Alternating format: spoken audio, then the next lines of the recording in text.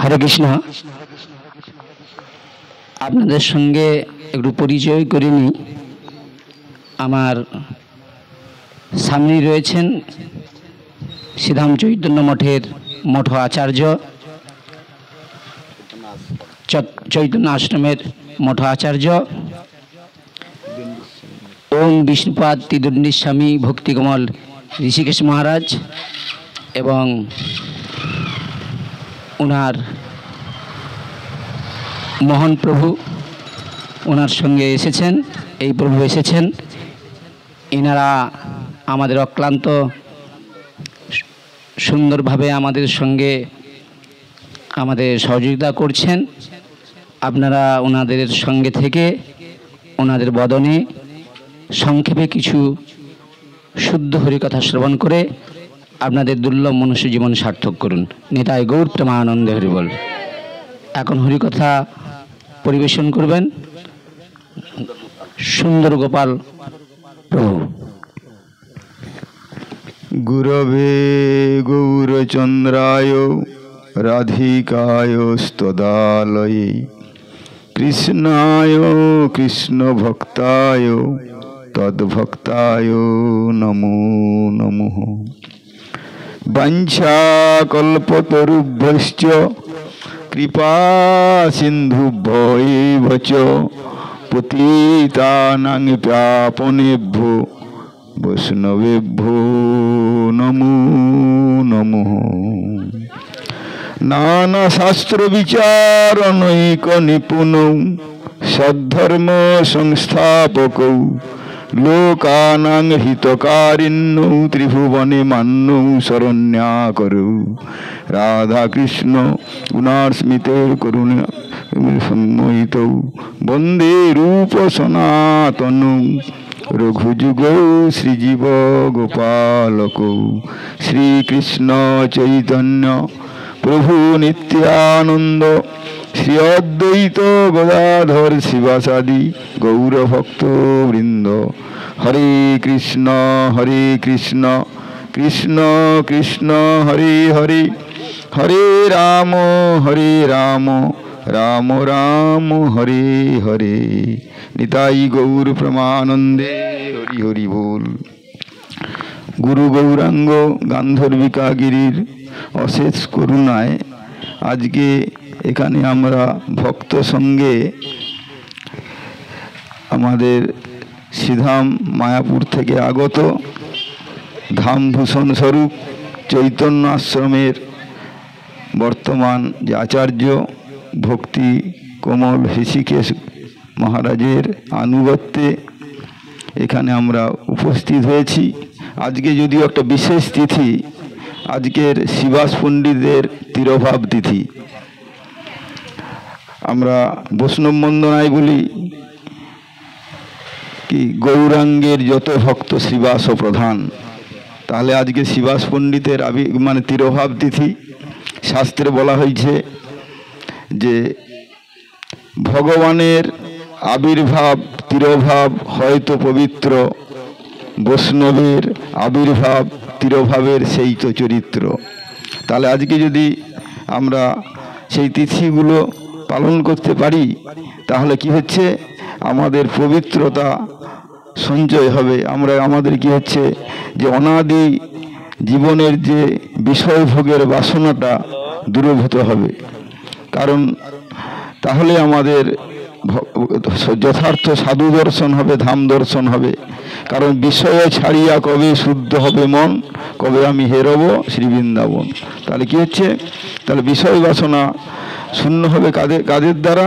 এই শুদ্ধ ভগবত পাদপদ্মের আনুগত্যে যদি আমরা হরিকথা শুনি তাহলে আমাদের তাদের, কারণ বৈষ্ণবদের কাছে আমরা প্রার্থনা করি কি, 6 বেগদমি 6 দোষধি 6 গুণ দেহ দাসে 6 সৎসঙ্গ দেহ আমারে বসেছি সঙ্গের আসে। তাহলে আমাদের দোষগুলো বেগগুলো এবং যদি যদি উৎপাটিত করতে পারি সাধু সঙ্গের মাধ্যমে তাহলে আমাদের কি হচ্ছে, গুণ আসবে। গুণ মানে কি, যে 6টা গুণের মধ্যে আছে উৎসাহাত, নিশ্চয়াত, ধৈর্যাত, তত্তৎ কর্মপ্রবর্তনাৎ সঙ্গতেগাত শতবৃতে। তাহলে আগে কি হচ্ছে, এই যে যেখানে সাধু আসছে যার উৎসাহ থাকবে, হ্যাঁ, আর কি হচ্ছে নিশ্চয়াত, মানে তাদের পাদপদ্মে গেলেই নিশ্চয় আমার অনর্থ নিবৃত্তি হবে। তারপরে ধৈর্যাত, তাহলে কি হচ্ছে, ধৈর্য ধরতে হবে। হ্যাঁ, যদি যেমন কি আমাদের পূর্বতন যে আচার্যগণ হোক বা এই যে আমাদের যে ধ্রুব, প্রহ্লাদ, নারদ, তাকে এরা কি হচ্ছে অনেক ধৈর্য ধারণ করে ভগবত প্রাপ্তির জন্য অনেক পরীক্ষা দিতে হয়। তাহলে প্রথমে উৎসাহ থাকবে, সাধু সঙ্গে যেতে হবে, নিশ্চয়ই সেখানে গেলে কিছু আমাদের অনর্থ নিবৃত্তি হবে, আমাদের অসৎ তৃষ্ণাটা মিটবে, আর তার জন্য আমাদের ধৈর্য ধরতে হবে। এবং তত্তৎ কর্ম প্রবর্তনাৎ, তারা আমাদের যে বিরুদ্ধ রুচিগুলো ছিল, যেগুলো আমাদের শুদ্ধ রুচি, সে অনুকূলে যেইগুলো কথাগুলো বলবে সেগুলো আমাদের কি মানন করে চলতে হবে। তাহলে তত্তৎ কর্ম সেই কাজগুলো করতে হবে। আর সঙ্গত্যাগাত, মানে অসৎসঙ্গকে ত্যাগ করতে হবে। হ্যাঁ, আর শতবৃতে, সাধুগণ যেই রকম বৃত্তি অবলম্বন করে তারা জীবনে প্রতিষ্ঠিত হয়ে গেছেন, যেমন গীতাতে বলছেন, যদ যদ আচরতি শ্রেষ্ঠ তত্তৎ দেবেতর জনা সযৎ প্রমাণং কুরুতে লোকস্তৎ অনুবর্ততে।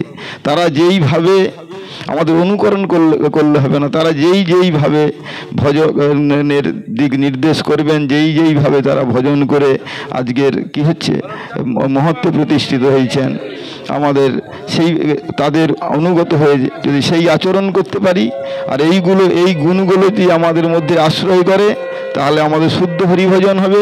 আর সেই শুদ্ধ হরিভজনের দ্বারাই আমরা কি হচ্ছে সদ্গুরু পাদপদ্ম লাভের মাধ্যমে আমরা নিত্যধামে গিয়ে আমাদের কি হচ্ছে নিত্য আনন্দের সঙ্গে নিত্য সেবায়, ভগবানের নিত্য সেবায় নিয়োজিত হতে পারবো। আর সেটাই হচ্ছে আমাদের মনুষ্য জন্মের সার্থকতা।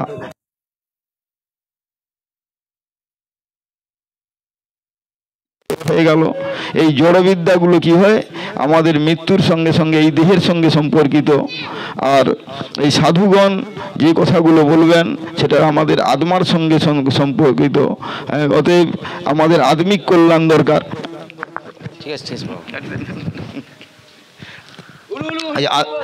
আত্মিক কল্যাণ লাভের জন্যই আমাদের যে ধাম থেকে ধাম ভূষণ স্বরূপ যে মহারাজ আসছেন, তাদের মুখ নিঃসৃত হরিকথা আমাদের শ্রবণ করতে হবে। আর সেই হরিকথা হৃদয়ঙ্গম করে আমাদের যদি জীবন অতিবাহিত করতে পারি, তাহলেই আমাদের মনুষ্য জন্মের সার্থকতা। আর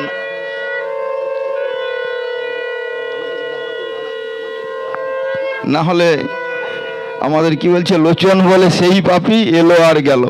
আমাদের তাহলে কি হচ্ছে, এই যাওয়া আসাটাই সার হবে। হ্যাঁ, কিন্তু আমাদের যে আর এটাই পুনঃ আবর্তিত হতে থাকবে, আর এই দুঃখময় জগতেই আসতে হবে। কিন্তু আমরা সকলেই সুখ চাই। অতএব সুখের আশ্রয়টা কোথায়? অশোক অভয় অমৃত আধার তোমার চরণদায়। অতএব আমাদের ভগবত পাদপদ্মেই হচ্ছে সেখানেই যথার্থ সুখ আছে। অতএব তাকে যদি আশ্রয় করতে হয়, তাহলে কি হচ্ছে, তিনি যার আশ্রয়ে থাকেন, এই শুদ্ধ ভক্ত, তিনি ভক্তের আশ্রয়। এই গোবিন্দ কোথায়? তোমারও হৃদয়ে সদা গোবিন্দ বিশ্রাম। এইসব মহাজনগণের কি হৃদয়েই গোবিন্দ বিশ্রাম করেন। অতএব ইনাদের যদি করুণা আমাদের মধ্যে এই মানে কিছু বর্ষণ হয়, তাহলে কি হচ্ছে, আমরা ভগবত রাজ্যে সন্ধান পেয়ে সেই রাজ্যে ফিরে যেতে পারবো। ওই জন্যই বৈষ্ণব বন্দনায় ভক্তিবিনোদ ঠাকুর বলছেন কি, মানে কাঁদিয়া কাঁদিয়া জানাইব দুঃখ গ্রাম, সংসার অনলত হইতে মাগিব বিশ্রাম। শুনিয়া আমারও দুঃখ বৈষ্ণব ঠাকুর, আমা লাগি কৃষ্ণে আবে দিবেন প্রচুর। আমাদের দুঃখের কথা যদি ইনাদেরকে জানাই, ইনারা যদি ভগবানকে আমাদের সেই কথা জানায় যে আমরা কি অনাদিকাল ভগবত পাদপদ্ম থেকে বিচ্যুত হয়ে মায়ার কার্যে হাবুডুবু খাচ্ছি, আমাদের সেখান থেকে উত্তীর্ণ হওয়ার জন্য তারা কি যখন ভগবানকে জানাবেন, তখন বৈষ্ণবের আবেদনে কৃষ্ণ দয়াময় এ হেন পামর প্রতি হবে না সদয়। তাহলে আমাদের প্রথম কর্তব্য হবে যা কী হচ্ছে আমাদের কি সদ্গুরুপাদ পদ্মস্বরূপ এখানে যে মহারাজ উপস্থিত আছেন তার পাদ পদ্মে আমাদের দুঃখ নিবেদন করতে হবে। আর তাহলে কি ওই যে আচরণগুলো কথা বলবেন সেগুলো প্রতিপালন করলেই সেইগুলোই হচ্ছে কি আমাদের ভবরোগের মহৌষধ স্বরূপ। হ্যাঁ, অতএব সেই আচরণগুলো যদি আমরা প্রতিপালন করতে পারি তাহলে আমাদের জীবনের সার্থকতা। আর না হলে কি হচ্ছে আমাদের জীবনটা কি হচ্ছে পশুবৎ। আহার নিদ্রা ভয় মৈথুন সামান্য এত পশুভি নরানাং ধর্মহিতে সাং অধিক অবশেষ ধর্মেনহীনা পশুভি সমানা। একটা কুকুর ছাগল তারা খায় দায় ঘুমায়, তাদের কিছু ভয় আছে, তারা একটা সন্তান সন্ততি উৎপাদন করে, আমরাও সেইগুলো অর্থ সঞ্চয় করলাম, সন্তান সন্ততি উৎপন্ন হলো, কিছু রোগ জ্বালা হয়েছে তার প্রতিরোধের ব্যবস্থা করে দিলাম। আবার কি হচ্ছে এগুলো কি হচ্ছে ওই জন্য বলছে শিগাল কুকুর প্রায় জীবন কাটায় হায় পরমার্থ হইতে মানে কিছু না বুঝিল। তাহলে তার জন্যই কি হচ্ছে সেই পরমার্থ জ্ঞান প্রদাতা আমাদের সামনে মহারাজ উপস্থিত আছেন, তারা ভগবানের নিজজন। তাদের কাছ থেকে আমাদের শুনতে হবে, শুনে সেইগুলো আচরণ করতে হৃদয়ঙ্গম করে আচরণ করতে পারলেই আমাদের জীবনের সার্থকতা। আর আপনারা কৃপা করবেন আমিও যেন সেইগুলো আচরণ করে আমার জীবন সার্থক করতে পারি। বাঞ্ছা কল্পতরুভ্যশ্চ কৃপা সিন্ধু ভয় ভজ পতিতানাং পাপনেভ্য বৈষ্ণবেভ্যো নমঃ। হরে কৃষ্ণ সুধী ভক্তমণ্ডলী, এতক্ষণ যাবৎ পরমা পূজ্যপাদ সুন্দর গোপাল প্রভু শ্রীমুখ থেকে শ্রবণ করলেন। প্রসঙ্গ সুন্দরভাবে ধৈর্য নিষ্ঠা সম্বন্ধে তিনি বিশ্লেষণ করেছেন। আজকের যে তিথিবরা মহাপ্রভুর পার্ষদ শ্রীবাস পণ্ডিতের তিরোভাব। আপনারা শ্রীবাস পণ্ডিতকে জানেন তো? পঞ্চতত্ত্বের মধ্যে শ্রীকৃষ্ণ চৈতন্য প্রভু নিত্যানন্দ, শ্রী অদ্বৈত গদাধর শ্রীবাস, শ্রীবাস অঙ্গনে মহাপ্রভু নাম সংকীর্তন প্রবর্তন করেছিলেন।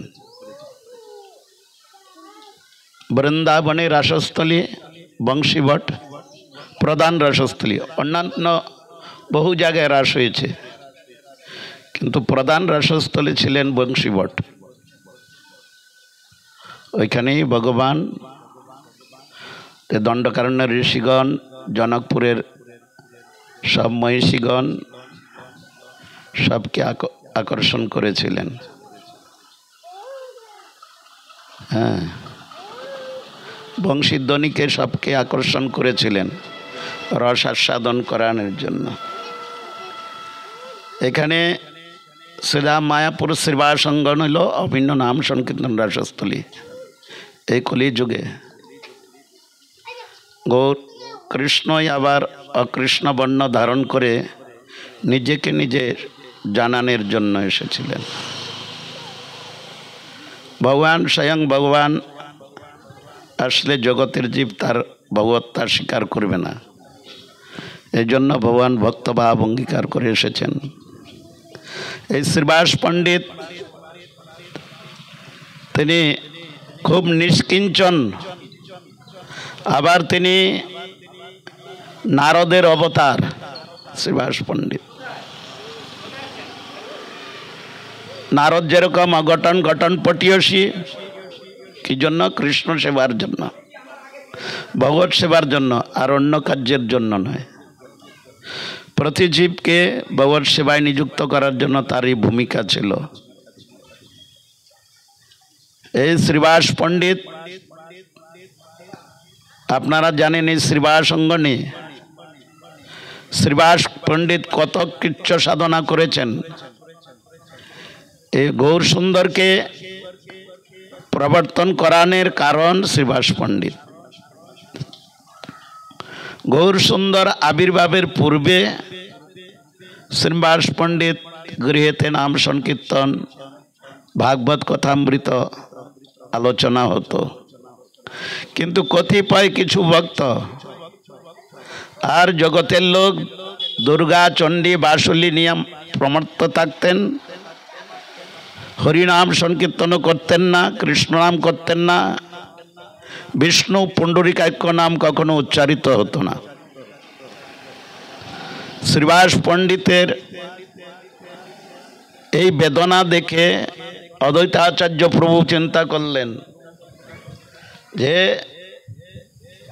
এইসব কখনো কারো মুখে কখনো বিষ্ণু পুণ্ডরিকাক্ষ নাম উচ্চারিত হয় না, তাই এইভাবে কি করে চলবে জগৎ। অদ্বৈতাচার্য প্রভু তখন গঙ্গা জল তুলসী দলে আহ্বান করেছিলেন কাকে? মহাপ্রভুকে। মহাপ্রভু এসেছেন, শচীর গর্ভ সিন্ধুতে তিনি আবির্ভূত হয়েছেন। অনেক প্রসঙ্গ। তো এখানে শ্রীবাস পণ্ডিত তার গৃহে থেকে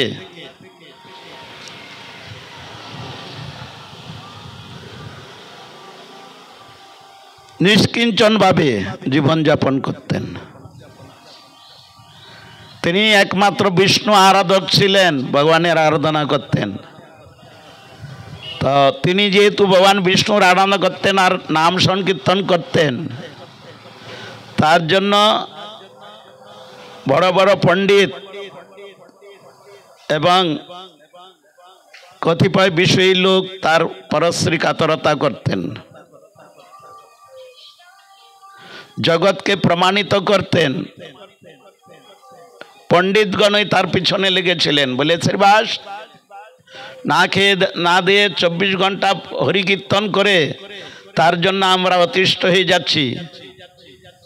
এই হরিকীর্তন কোথায় পেল? তার ঘর দুয়ার ভেঙে গঙ্গাতে ভাসিয়ে দিলে সব উচ্ছন্নে চলে যাবে। কিছুতেই তার হরিনাম বন্ধ করতে পারেননি। দিনের বেলা তিনি নাম সংকীর্তন করেন, রাতের বেলা তিনি ভবানী পূজা করেন, এরকম প্রমাণ করতে গেলেন। প্রভু আপনাদেরকে প্রসঙ্গ বলেছেন, অনেক প্রসঙ্গ দিয়ে শ্রীবাস ঠাকুরকে প্রমাণিত করতে চাইলেন। তিনি দিনের বেলা হরি কীর্তন করেন, রাত্রে বেলা ভবানী পূজা করেন। সেই ভবানী পূজার সমস্ত উপকরণ রক্তচন্দন, সিঁদুর, আতপ চাল, কলা, জবা ফুল এসব নিয়ে শ্রীবাস মঙ্গল আরতি করবেন। ঘুম থেকে উঠে স্নান করতে যাবেন গঙ্গায়, দরজা খুলেই দেখেন এমনকি নরমুণ্ড রেখে দিয়েছেন। লোককে ডেকে প্রমাণিত করতে চাচ্ছেন, দেখুন এ কি ভঙ্গি দেখায়, দিনের বেলা হরি কীর্তন করে বিরাট হরি ভক্ত, আর রাত্রের বেলা ভবানী পূজা করে। এটা কে করেছিলেন? চাপাল গোপাল, পণ্ডিতদের মধ্যে সেরা পণ্ডিত ছিলেন তখনকার দিনে, তদান্তকালে নবদ্বীপের। অসহিষ্ণু হয়ে পড়লেন। বৈষ্ণবরা হরি কীর্তন করেন, বৈষ্ণব ধর্ম প্রচার করবেন, এটা তারা স্বীকার করতেন না। জানতেন কি কেন? গতকালই আলোচনা হয়েছিল, কেন বৈষ্ণব ধর্মের নামান্তর করে কিছু কিছু লোক মহাপ্রভু যে 13টা অপসম্প্রদায়কে বর্জন করেছিলেন, আহুল বাউল কর্তাবুজা নেরাদর বেশাই সহজিয়া সকিবে কি স্মাত্তজাত গোসাই অতিবারী চূড়াধারী গৌরাঙ্গ নাগরী তোতা কহে 13 সঙ্গ নাই করি। এই অপসম্প্রদায় 13টা অপসম্প্রদায় চাঙা দিয়েছিল তখনকার দিনে। ভগবানের নামের, ভগবানের লীলার অনুকরণ করে এরা তার কাম চরিতার্থ করতেন। এই জন্য এইসব সব বিরাট উপাধিযুক্ত ব্যক্তিগণ, এ খুব শিক্ষিত ব্যক্তিগণ, এরা নাসিকা কুঞ্চন করতেন বৈষ্ণব ধর্মের নামে। আদতে যে বৈষ্ণবগণ শ্রীকৃষ্ণের যতেক গুণ বৈষ্ণবেতে সঞ্চারিত হয়, সেটা মূঢ় ব্যক্তিরা কখনো উলুকে না দেখে যেন সূর্যের কিরণ। উলুক আপনারা জানেন তো, পেঁচা কখনো কি বৃক্ষের কোহর থেকে দিনের বেলা বেরোয়? সূর্যের কিরণকে সহ্য করতে পারে না। তারা এরও শুধু বিষয়ে প্রমত্ত হয়ে, ধন মদে মত্ত হয়ে বিড়াল বিড়ালি কুকুর কুকুরির বিবাহ দিয়ে ধন সম্পদ অপচয় করতেন। কি করে অপচয় করবে? কোনো ধর্মকর্ম করেননি, বিড়াল বিড়ালি কুকুর কুকুরি বিবাহ হতো, আমোদ করতো, ব্যান্ড পার্টি বাজনা টাজনা নিয়ে বাজি বন্দুক ফাটিয়ে সব উৎসব করত, কিন্তু হরির আরাধনা করতেন না। এই জন্য হরির আরাধনা করতেন না বলে শ্রীবাস ঠাকুর হৃদয় বিদীর্ণ হয়ে পড়েছিল। এই জগৎকে রক্ষা করার জন্য শ্রীবাস ঠাকুরই একমাত্র। তাই কি হলো, সেই চাপাল গোপাল পরশ্রী কাতরতা অবলম্বন করে কি করেছিলেন, এই যে মুন্ডমালা, আরে শাকমুন্ড এবং রক্তচন্দন, জবা ফুল, আতপ চাল, একটি কলা, বিল্লপত্র এইসব রেখে দিয়ে প্রমাণিত করতে চাইতেন যে দিনের বেলা হরি হরি করে, রাত্রবেলা ভবানী পূজা করে। দরজা খুলে যখন দেখতে পেতেন চিৎকার করতেন শ্রীবাস ঠাকুর, হাই হাই কি হলো কি হলো, এই শাকমুন্ড অস্পৃশ্য। তখন কি করতেন, ওই খাদার লোককে ডেকে এনে বিশিষ্ট প্রতিবেশীদেরকে ডেকে বলতেন, দেখুন আমাকে প্রমাণিত করতে চাচ্ছে আমি দিনের বেলা হরি কীর্তন করি, রাতের বেলা ভবানী পূজা করি। ওই ব্যক্তিরা তখন হারিকে ডেকে এনে সব পরিষ্কার করে গোবর ছড়া দিয়ে পরিষ্কার করে দিতেন। দিনের পর দিন এরকম হতো, কিন্তু কখনো অসহিষ্ণু হননি। এই যে সহিষ্ণুতা, ধৈর্যাত, নিশ্চয়াত বলেছেন প্রভু। মালিনী দেবী বললেন মহাপ্রভুকে, মহাপ্রভু আসেন নাম সংকীর্তন করতে। মালিনী দেবী বললেন মহাপ্রভুকে, কতদিন এই করে চলবে? আপনার ভক্ত ঠাকুর মশাই কোনো কর্ম করে না, যজবানিও করতে পারে, বা কিছু একটা করতে হবে তো পেট চলতে হইলে, কিছুই করে না, তো কতদিন চলবে? বসে বসে যদি খায় তাহলে রাজার রাজভাণ্ড ফুরিয়ে যায়, তো এ তো কিছু করে না, তো কতদিন এই করে চলবে? অথচ দেখুন কত নির্ভর ভগবানের প্রতি। মহাপ্রভু এত পার্শ্বদের নিয়ে আসতেন, নাম সংকীর্তন করতেন, রস আস্বাদন করতেন, সমস্ত বৈষ্ণবদের সেবা সঙ্গনে হতো, কোনোটার কোনো অভাব হতো না। তা মালিনী দেবী বলছেন এ তো কোনো কর্ম করে না, এই সারাদিন হরি কীর্তন করে। আর মহাপ্রভু তখন ডেকে বললেন, শ্রীবাস তুমি কিছু কাজকর্ম করো না, তবে কি করে চলবে? আরে তুমি ব্রাহ্মণ লোক আছো, যজবানি করতে পারো, যাই একটা পেট চালাইতে হইলে কিছু কর্ম করার দরকার, তো ব্রাহ্মণ লোক আছো যজমানি করো, আর না তো ব্রাহ্মণের ভিক্ষাবৃত্তি আছে, তাহলে দুয়ারে দুয়ারে মাদুকরি করো, করে তাই তো চলতে হবে। শ্রীবাস ঠাকুর কি করলেন, 3টা তালি দিলেন হাতেতে। মহাপ্রভু বললেন, কিছু বুঝতে পারলাম না শ্রীবাস, আমি বললাম তোমাকে মাদুকরি করো, ভিক্ষাবৃত্তি গ্রহণ করো, আর না তো যজবানি করো, যাই একটা কর্ম করতে হবে, পেট চালাইতে হলে, তো তুমি যে 3টা তালি দিলে, এই 3টা হাততালির কারণ কি? তখন একদিন দেখব, দুদিন দেখব, কেন? যেই জন কৃষ্ণ পদে বেশি আছে প্রাণ, ভগবদ গীতায় বলেছেন, যেই জন কৃষ্ণ পদে বেশি আছে প্রাণ, ভগবদ গীতায় বলেছেন না, অনন্যা চিন্তয়ন্তু মাং, যে জনা পূজ্য পাশ হতে তেষাং সতত নিত্য বিযুক্তানাং যোগক্ষেম বামম। শ্রীবাস ঠাকুরের সেইটা নিশ্চিত দৃঢ় বিশ্বাস রয়েছেন, কেউ যদি অনন্যা চিন্তার দ্বারা আমার ভজনা করে, আমি তার যুগ ক্ষেম সমস্ত কিছুই বহন করে থাকি। শ্রীবাস ঠাকুর সেই নিশ্চয়তা নিয়ে তিনি ভজন করছেন। তো বললেন 3টা তালির কারণ শ্রীবাস,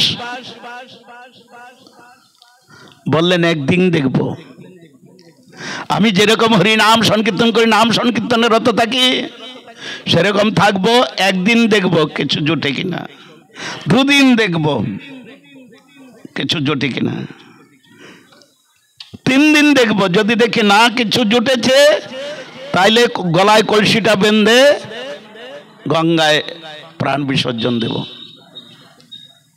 কেন? আমার তো পালককে বলেছেন না কীর্তনেতে ভক্তিবিনোদ ঠাকুর? ভক্তিবিনোদ ঠাকুর বলেছেন না, কি জানি কালি বলে তোমার ধামেতে লইনু শরণাগত, তুমি দয়াময় পতিত পাবন পতিত তারণে রত। এই কীর্তনেতে আছে, তুমি পালহিতা, তুমি ভুক্তা জগন্নাথ। আমরা মনে করি আমি পালি একজনকে, আমি ভরণ পোষণ করি, আমার কোনো ক্ষমতা নেই। সমস্ত ভগবান ব্যবস্থা করে রাখেন। অযজ্ঞর না করে নকরি, আমার গুরু পদ্ম বলতেন, পঙ্কি না করে কাম, দাস মূল্য কয়ে সব কই দাতা রাম। অযোগ্যর সাপ আসামে গেলে দেখতে পাবেন, দুইজন এরকম আকর করে পারবেন না। রাস্তায় শুয়ে পড়ে আছে এই মাথা থেকে ওই মাথা, গায়ে শেওলা পরে আছে, লোকগুলা এরকম পায়ের উপরে পা তুলে দিয়ে পানা চাচ্ছেন, গল্প করছেন, সিগারেট খাচ্ছেন, এরকম অযোগ্যর। তার কোনো ক্ষমতা নাই কর্ম করে খাওয়ার, তাহলে ভগবান তার খাওয়ার ব্যবস্থা করে রেখেছেন কেমন? বিরাট যখন খিদা পায় মস্ত বড় হা করেন, হা করে শুধু নিঃশ্বাস টানতে থাকেন। 1 কিলোমিটার 1.5 কিলোমিটার দূরেও যদি কোনো ছাগল চলছে, কুকুর চলছে, মানুষ চলছে, একদম চুম্বকের মতো আকর্ষণে হায় ঢুকে যাবে। মুখটা বন্ধ করে মাত্র 1বার 2বার গড়াগড়ি দিবেন, হাড় কুরগুড়া হয়ে একদম হজম হয়ে যাবে। অযজ্ঞ না করে নকরি, তাকে কষ্ট করে খাওয়ার জোগাড় করতে হয় না, ভগবান তার জন্য খাওয়ার প্রস্তুত করে রেখেছেন। সময় হইলে সময় সাপেক্ষ সব তার ব্যবস্থা হয়ে যাবে। পঙ্কি না করে কাম, পাখি কখনো পরিশ্রম করতে না, সে কখনো ভেবে বেরোয় নাই, বাসাটা ছেড়ে এক প্রান্ত থেকে আরেক প্রান্ত চলে যায় উড়ে। সে চিন্তা করেন আমি সেখানে আহার পাবো কিনা, ভগবান তার জন্য আহার প্রস্তুত করে রেখেছেন। দাস মূল্য কহে সব কই দাতা রাম, জগতে পাঠিয়েছেন জীবকে, সৃষ্টি জগতে তিনি সমস্ত আহার বিহার সমস্ত কিছু প্রস্তুত করে পাঠিয়েছেন। ভূমিষ্ঠ হওয়ার পূর্বে মাতৃ স্তন্যতে দুগ্ধ চলে আসে, সন্তান ভূমিষ্ঠ হওয়ার পূর্বে সন্তানটি